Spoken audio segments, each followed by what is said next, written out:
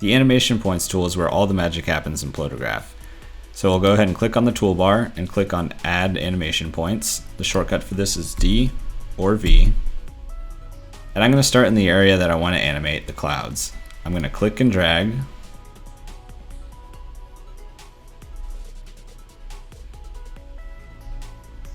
I'm going to go down and hit Preview or the spacebar as a shortcut. And that did a pretty good job. Now let's say I want to delete a point. You can go up to the Selection tool or the shortcut A, highlight it, and hit Delete. Now if you want to delete points, you can go to the Animation Points toolbar and go down and click Delete Points, or do Alt-D or Alt-V, and you can click on each point you'd like to delete. Let's go over stabilizer points. Here I've added some animation points to my image, and there's no mask and no stabilizer points. I'm going to go ahead and hit play. Without any brush mask or stabilizer points, the entire image is moving and it looks pretty trippy. So I'm going to go ahead and hit pause, and I'm going to put stabilizer points around the areas that I don't want to move. To put stabilizer points down, I'll go to the Animation Points tool, click on Stabilizer Points, shortcut S, and I'll click just on the outsides of the mountains here. And I'll go around the horse.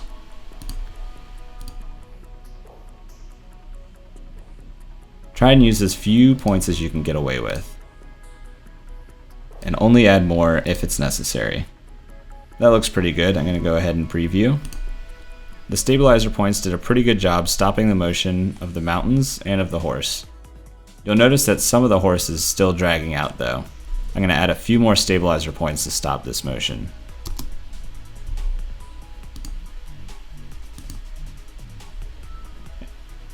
And then I'll preview one more time. Now all the parts that I don't want to move are stopped. Another option in the Animation Points menu is the Custom Paths switch. I'm going to turn that on. This allows you to draw custom animation paths. You can curve it.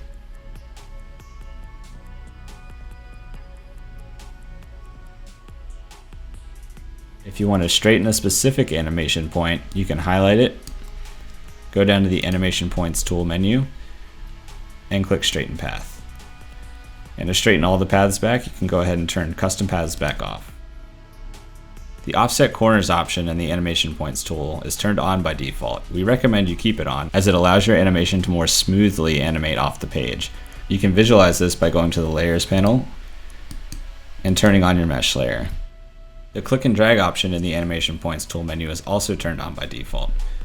This allows you to go ahead and click and drag and add animation points on top of each other. It also allows you to keep adding animation points without switching back to the Selection tool. If you turn off the click and drag option, you'll notice you can't drag the animation points out when you set them down. You'll have to go to the Selection tool, shortcut A, and then animate them as you wish. And that's it for the Animation Points tool.